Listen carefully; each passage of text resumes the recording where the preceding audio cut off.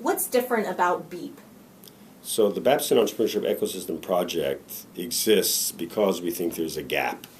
And we try and fill that gap in a number of ways. First of all, we have a map of the ecosystem.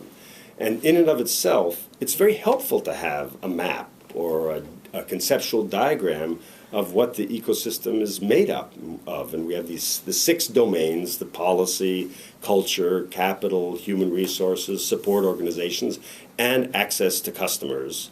Those are the 6 big domains. In each domain, there's a lot of detail. But just having a map is helpful. And thinking holistically is a new thing for a lot of stakeholders in their own environments. So that's number one. Number two, it's different because we set clear objectives.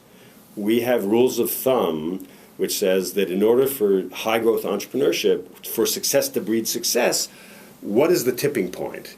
And so we set those tipping points and say in 5 years, we're going to achieve this rate of new venture formation. We don't form the ventures. We, as a collectivity in the community, we create the conditions in which the entrepreneurs will form the new ventures, the high potential, high growth ventures. So having objectives is secondly.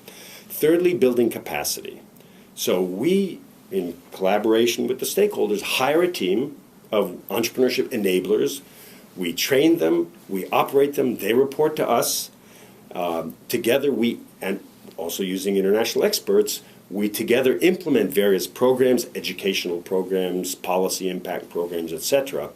So that's number three. We build that capacity so that there are people in the environment that actually know more in a few years than they knew before. And then fourth, what's new about it is we believe because an ecosystem is something that the parts, they reinforce each other and it's relatively self-sustaining. You know, an ecosystem in biology is something that exists without a guiding hand. It's self-reinforcing. And so in order to test and to continually move towards the self-sustaining nature, we back out. That's really essential. We enter a project knowing when we're going to stop it. That doesn't mean the society stops it. The society keeps going. But that forces us to think, how do we, for example, show or let the providers of capital discover that it's profitable for them to engage with high growth, highly uncertain emerging ventures?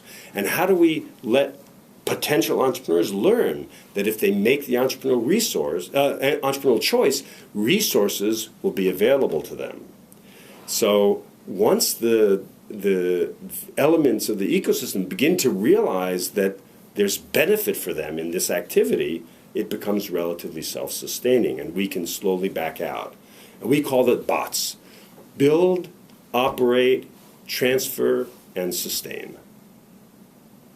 And that's, I think, a new way of thinking about economic policy.